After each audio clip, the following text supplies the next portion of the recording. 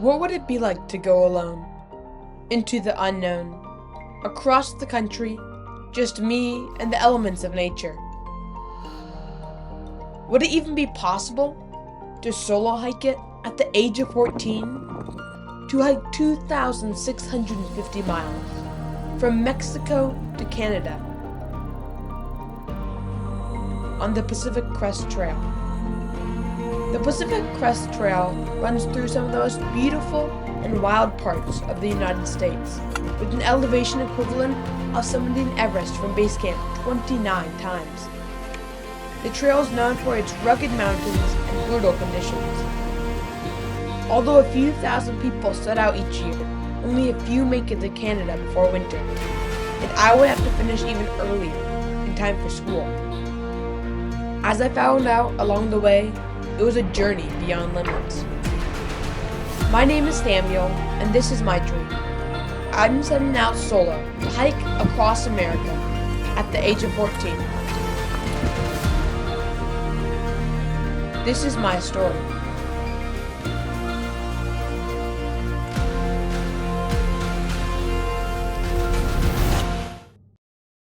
When I was 10, my family and I backpacked along a short section of the Pacific Crest Trail and met many hikers who were on the cusp of finishing their hike. This was the spark that ignited my dream. It took 4 years of begging to convince my parents to let me make an attempt. Everyone laughed at me, saying that it was impossible, but I was not going to let them into my head.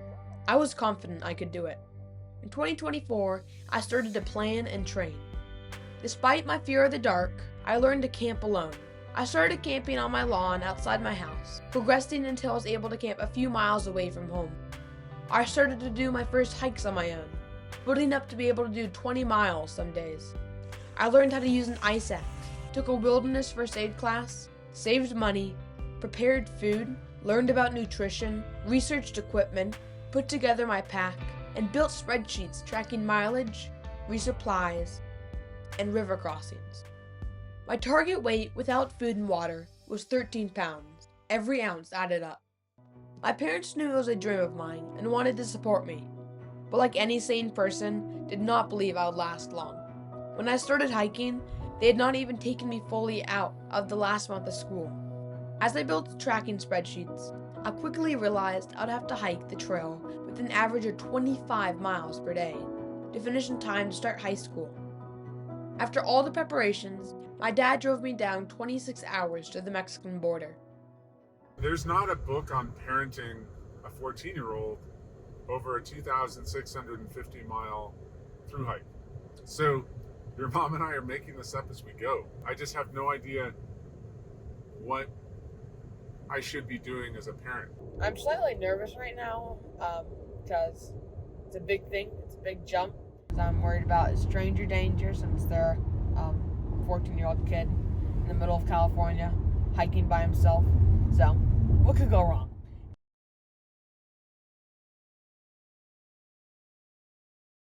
On April 10th, 2024, I set out to hike the Pacific Crest Trail. We're here at the Mexican border. One thing you have to do.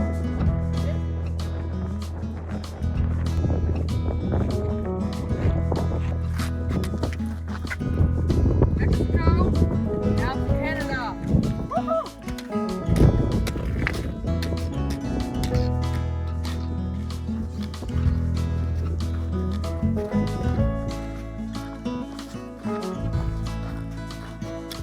Here's mile one. Let's go.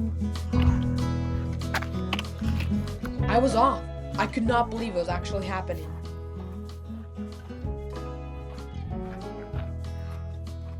But I was also scared at the monumental task ahead of me. I had put everything into this adventure. My time, my energy, and every dollar I could save. What would happen if I quit? What would all those who had doubted me say? How would I think of myself? These thoughts raced through my head, but I let them dissipate into the grandeur of the desert. The desert just amazed me. It was not at all what I had expected. It was dry, but beautiful. Every day I would watch cacti bloom Flower petals open and close.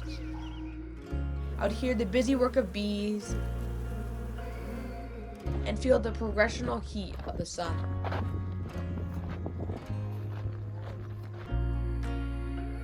The first miles on trail were hard. My legs shook from soreness every night. My feet ached and I was scared. The desert had made everything harder on my body. On my second day, I saw my first rattlesnake. Seeing it, I jumped a few feet into the air. For the rest of the day, I was on my tiptoes. I was scared of another snake striking from a nearby bush. As expected, I did not see any other kids on trail, but that did not stop me from making friends. It felt like the first day of school, and in some ways it was, but there was an added piece of thought going through my decisions. I knew I would be safer with others, but I needed to use my judgment to find good people to join. I was looking for groups to be with, not singular individuals, and people who looked like they were making responsible decisions, and hiking sufficiently each day so that they would loosely fit into the mileage plan I had made. On my fourth day, I found myself hiking with a fun, mixed group of people that I really enjoyed. I'd met them all individually at different times on the first day, and had crossed paths since. On my third day, I finished at a camp consisting of 15 people. The next morning, I set out with 4 of them. The group changed slightly at first, but before long we had come together. The group consisted of Queen Bee, who had a great spirit and was kind. Pusher, who was the most serious and had the most experience after hiking the Appalachian Trail. Mrs. Fancy Pants, from France, who was very funny and sweet. And Tinker, from Germany, who was always cracking jokes, half the time without meaning to. And then, of course, me, Simba.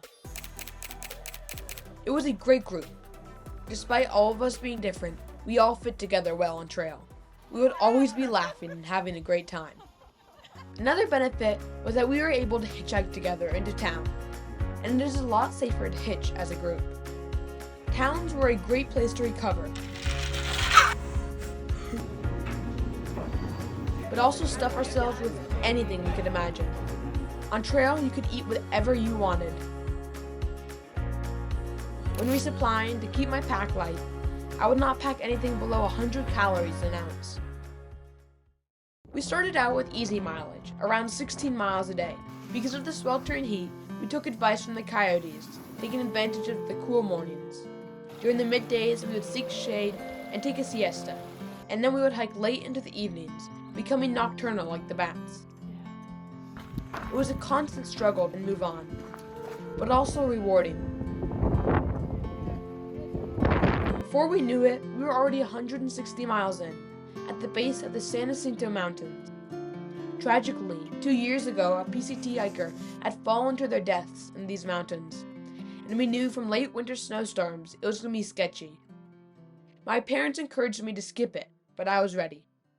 Ice axes and microspikes in hand, we headed into the mountains. It started out with a lot of climbing. The trail wound up and up and up.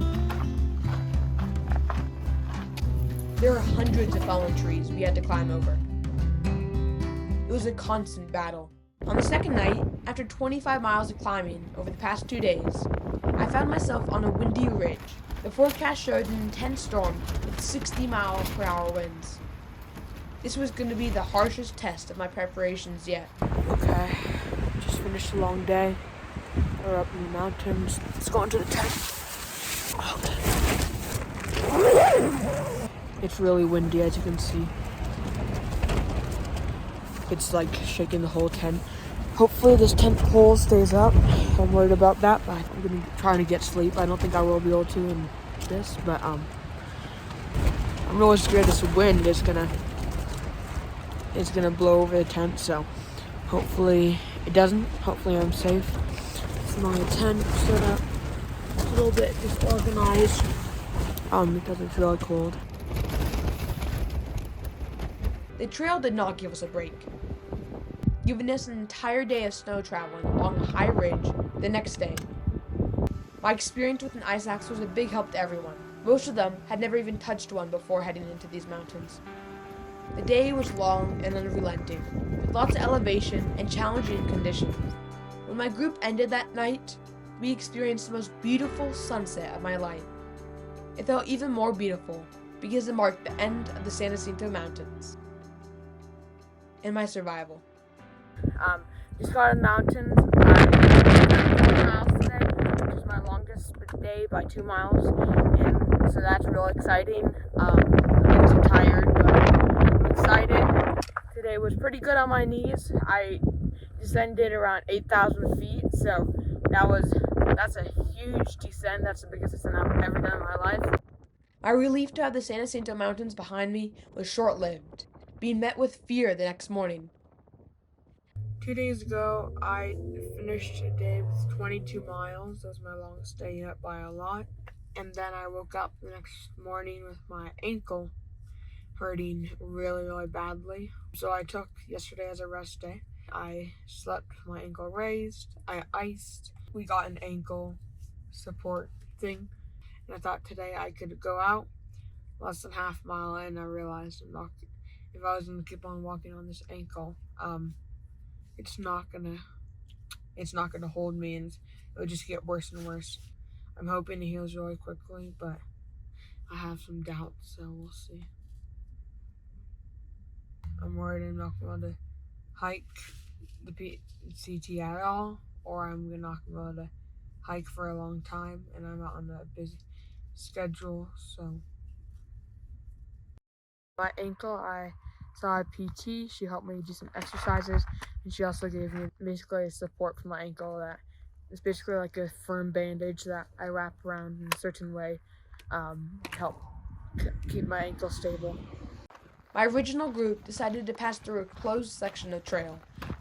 Now I was back to hiking alone. Over the miles, my legs started to adjust. My ankle was holding up and my body was feeling strong.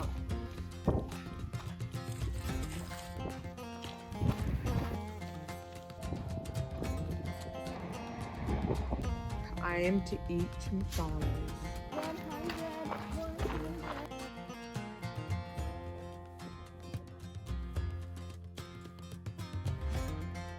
500.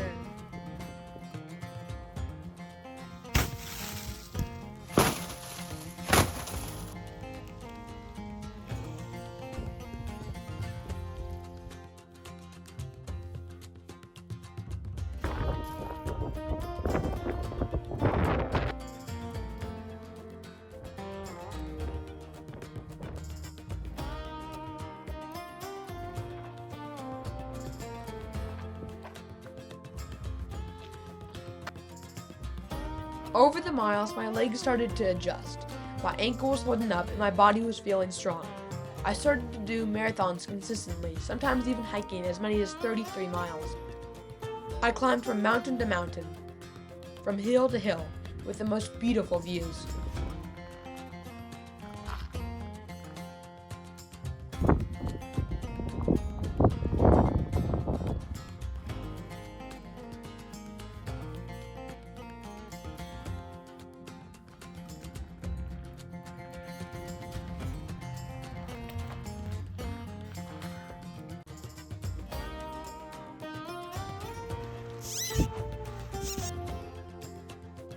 Over the next few weeks, I moved from group to group, hiking with many great people from day to day, believing them to push ahead because I needed to hike more miles. Each time I started to grow connected to people, I'd be torn away from them because of the pressure of my schedule.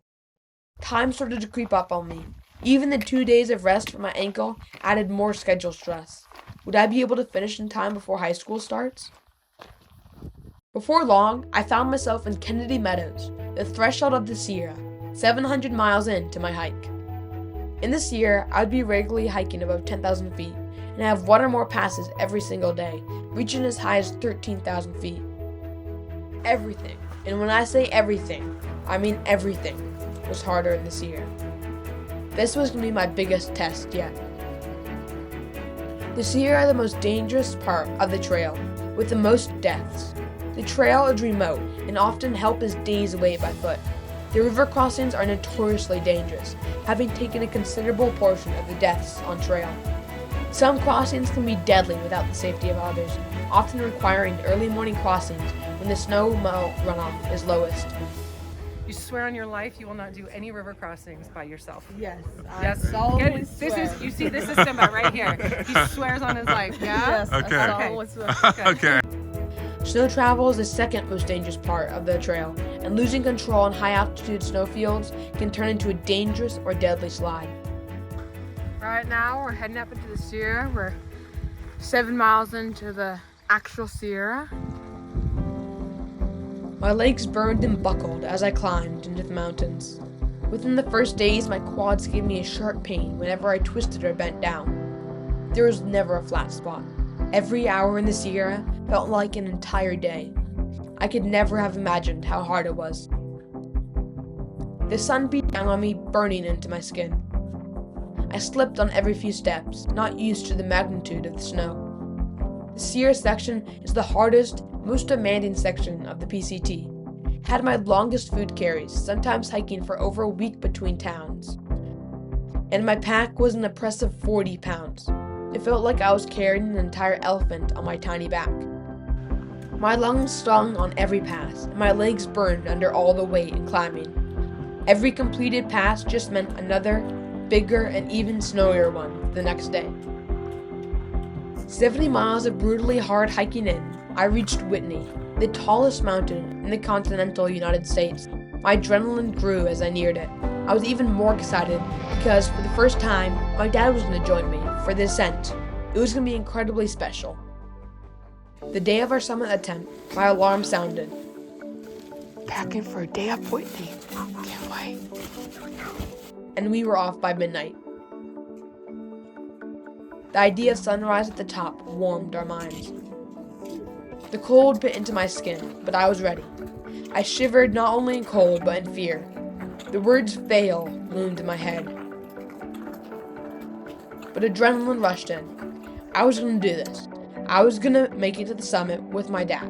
Before I knew it, I was walking on sketchy, snowy ledges on the edge of cliffs. If you took one wrong step, you would not see sunrise. My legs and arms shook after each sketchy section in fear. Before long, half my group had turned around, giving up their hopes of summiting. We climbed for 5 hours, ending with a short sprint to the top through the thin air to make it in time for sunrise.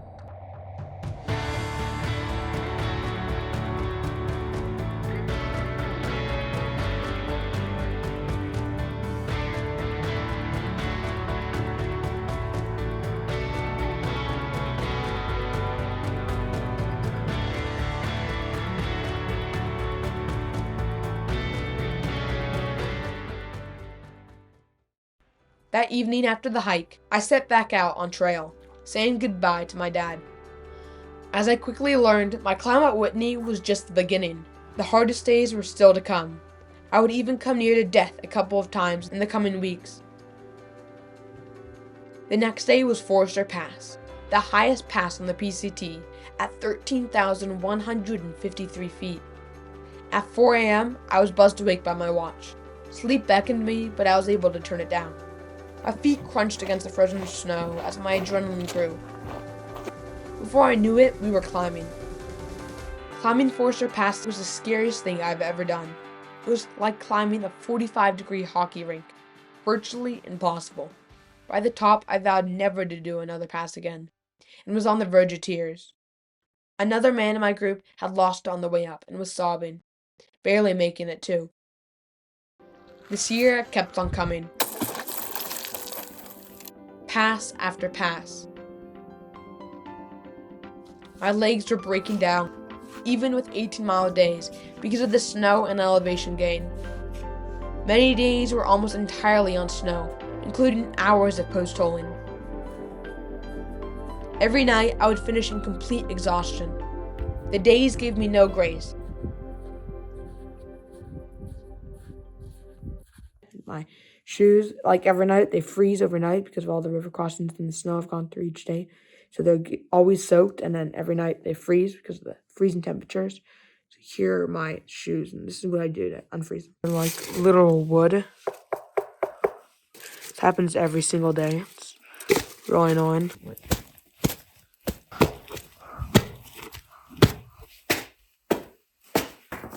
See if I can get my feet into these now. Despite my aching bones and wet, soggy, aching feet, despite my burning legs and cold, sunburnt face, it was beautiful.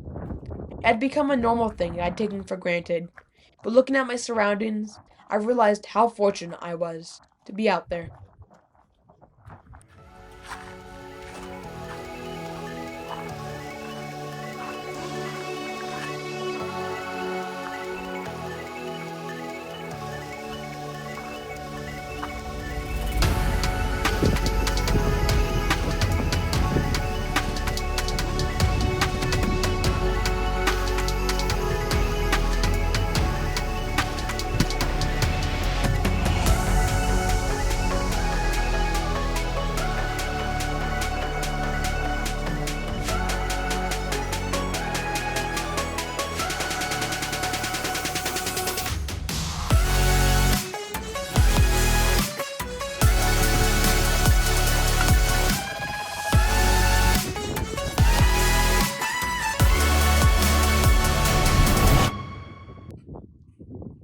Finishing a 17-mile day in the Sierra.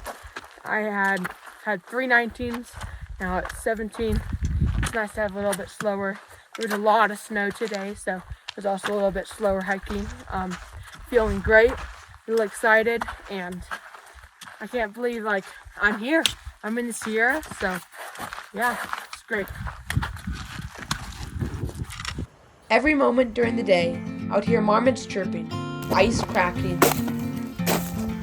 poles and ice axes digging in, feet hitting the snow. I would feel wind pushing into my face, chilling me. I would feel wet, blistering feet from the constant wet shoes. I would smell the stench of hikers unshowered for many days. Complete strangers to me a week ago, but now great friends, going through similar challenges, sharing this remote part of the world with me. Despite all the pain, I was loving the hike most of the time. But with all the snow and beauty came rivers, big rivers. They were the leading cause of death on the PCT, and I was only 110 pounds. A new heat wave added a whole new threat. Because of intense spring snowstorms in the Sierra, the rivers were record-breaking high. This proved to be very difficult. Once again, the safety of my group mattered immensely. Often we would have to join together, supporting each other to be able to cross safely. These rivers were furiously cold. Each time the cold would bite down to the bone, staying there for at least an hour. These rivers caused me to skip a short section around a washed-out bridge that swept other hikers downriver. I wanted to live to hike another day, which influenced my hard decisions. The rivers shown were only some of the easiest to ford. Bigger rivers needed everyone's support and were impossible to film. How was it? Cold. You went for us today? The Sierra were incredible, but had to come to an end. I was now in the Northern California section of the trail. It was mundane relative to the Sierra, lacking both the risks but also the challenges and surprises.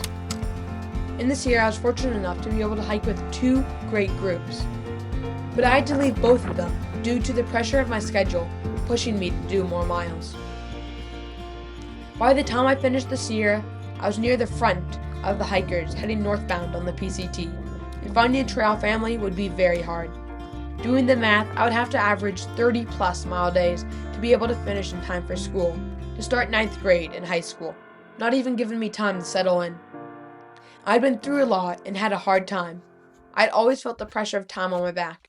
No connection lasted long because of my specific timeline.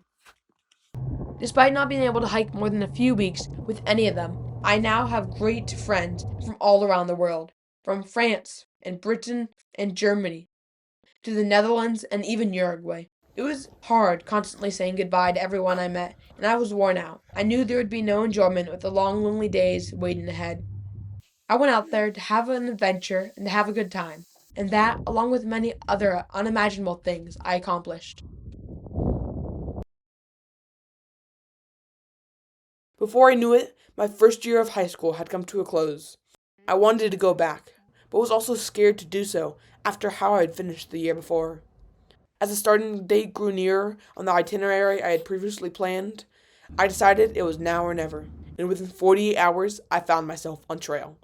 I was setting out to finish what I had started. On July 20th, I left Northern California, heading north on the Pacific Crest Trail. I was starting the second part of the journey with my cousin, Charlie, who was joining me for the first week. I was back on the Pacific Crest Trail. I had decided to attempt to hike from Northern California through Oregon before the start of school. This time, I would be completely on my own. My parents told me they would not be able to check on me. No parental support, just me and the trail. Unlike the year before, the first few days were hard. We started out with longer days, over 20 miles out of the gate. And I missed the trail community. It turned out we were 2 weeks ahead of the bubble, so we only saw 2 to 3 hikers a day. I started to worry what I'd do when Charlie left. I didn't want to hike alone. The first days of Oregon had fewer mountains and a lot more forests than I had envisioned. The views I had hoped for were few and far between. The woods were lonely, but with Charlie's company, it was a great first week. After a week of hiking, we arrived into Crater Lake, where Charlie dropped off the trail. With him gone, I felt completely alone. Where was everyone? I asked myself. The trail felt different this year. Over the first week, I had seen fewer people than I had seen on one typical day in Southern California. Maybe this wasn't the right time. Maybe I should try again another year. I mean, I don't want to end the trail this year, right now. But I also don't know if I want to keep on going. I started to think that trying to hike this year had been a terrible idea. It was not going to work. I should just go home. When I arrived, I set a deadline. With time ticking, I talked to everyone I saw. One person was doing short days. Another couple were newlyweds. There was a solo guy who looked like he wanted to stay that way. There was a drunk. Nothing I was looking for. On the final day, I still hadn't met anyone. I was done. It was not going to work out. I was going to go home. I packed my bag in despair, thinking it would be the last time. Moments before leaving, I met Skippy, a 19-year-old from Wisconsin, who loved peanut butter. He was the first viable option I had come across, but I had my doubts. He was doing more than 30 miles a day. If I tried to keep up, I'd almost certainly get injured. That level of mileage seemed impossible. I couldn't just increase to 30-mile days after only a week of hiking.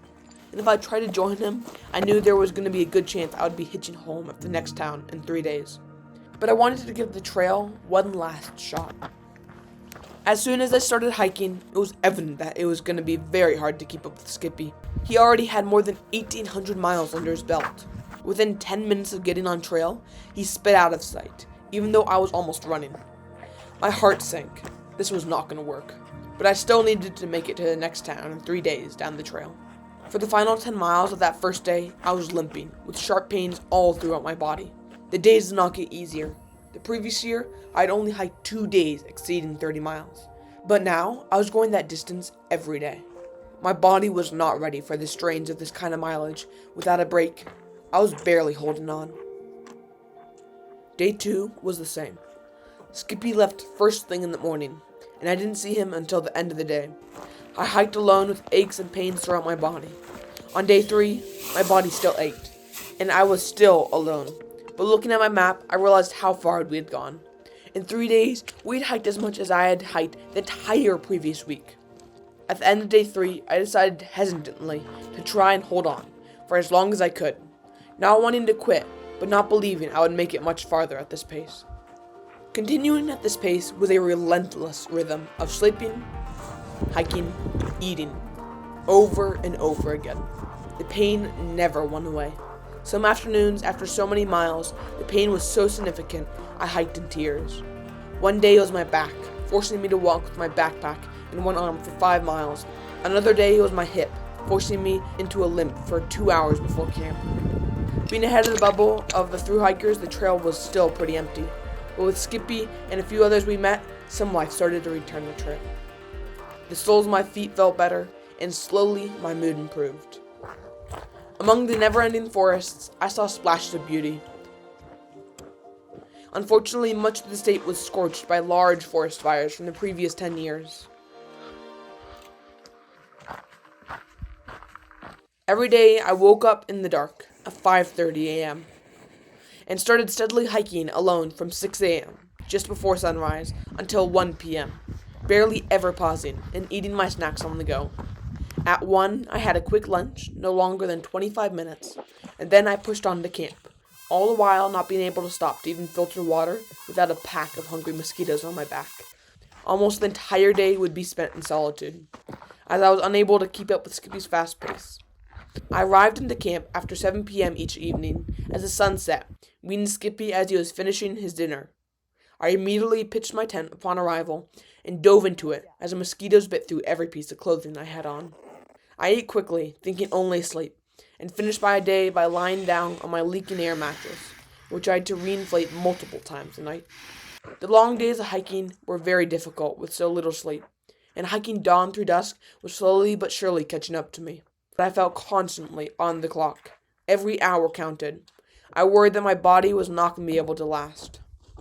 Despite the challenges, working to keep up with Skippy had its benefits. Big miles meant I was flying through Oregon. Before I knew it, we were halfway, then 3/4.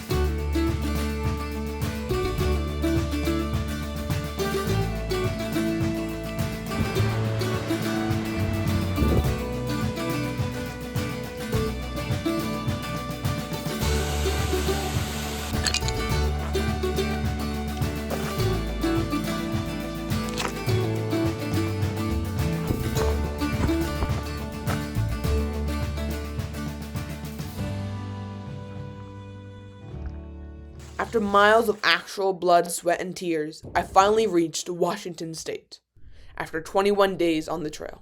My goal had been Washington, and I had finally made it. I was done.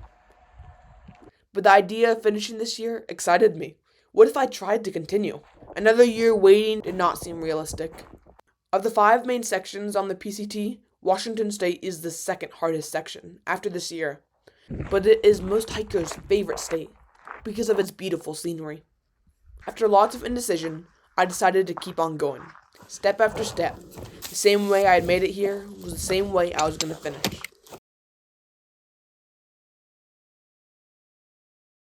Within the first day on trail in Washington, I immediately felt the difference. I'm exhausted today. I was starting at the lowest point on the entire trail, at the Bridge of the Gods. Instead of 4,000 feet of climbing every 30 miles, it was now closer to 4,000 feet of climbing every 15 miles. The same distance felt twice as hard. My legs burned and my feet stumbled as I climbed up and up. With this climbing came the views. Gorgeous views. On August 13th, reaching Goat Rocks, 150 miles into Washington, I was stunned by the beauty. Sharp ridges dividing long, colorful valleys, leading to a snow-covered Mount Rainier. My heart raced as I sat for lunch. I watched the light puffy clouds skimming across the sky above. I barely tasted my Nutella and peanut butter sandwich. I was mesmerized by the view. Unfortunately, we were hiking a 31-mile day. After a 25-minute timed lunch, I was back on trail, hiking across a knife-edge ridge where with one wrong step, I could fall 1,000 feet into the rocks. Pushing on, my lack of sleep and the longer days with more miles and increased elevation started to get to me. Starting the trail, my only rest day had been in Crater Lake, over 500 miles ago. I was worn out. The only part of the day I looked forward to was lying down in my tent. At this point, I was hiking more to finish than to enjoy. Washington was gorgeous, with views around every corner, but I was mentally and physically ready to be done. I'll be honest with you, I'm having an awful time hiking right now. I'm just completely exhausted, sleep deprived, just pushing my body way past what it should be pushed through. They're hard days too, trying to do 30 miles with 8,000 feet of climbing today. It's almost getting to a safety point because I don't know if I can. That is where my head's at right now.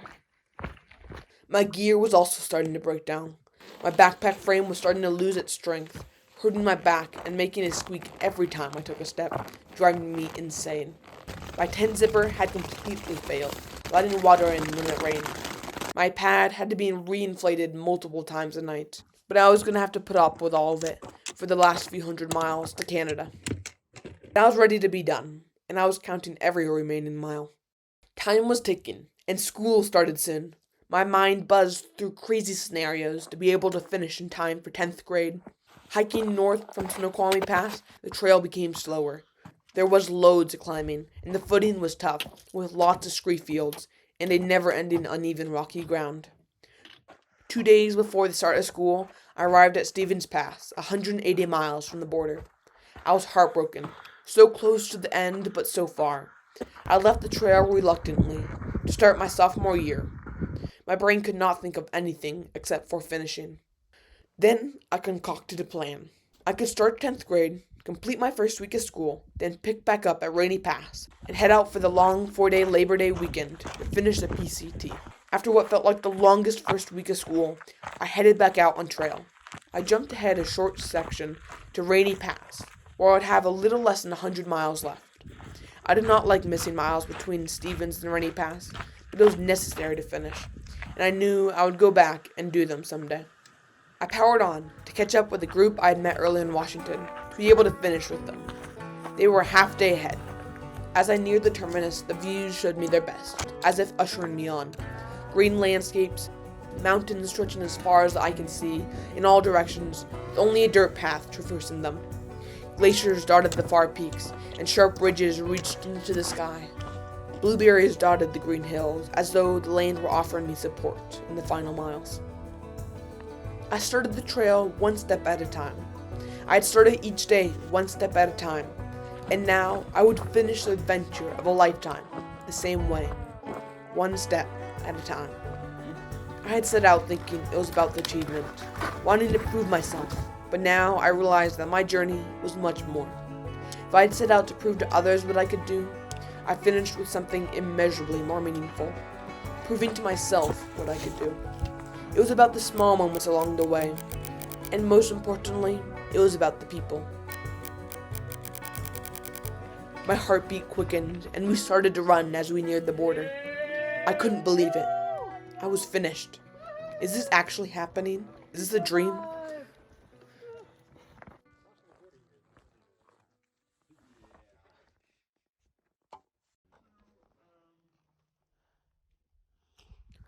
Days and days of work. Weeks and weeks of pain. 6 million steps, all working towards Canada. A journey that'll take a lifetime to understand.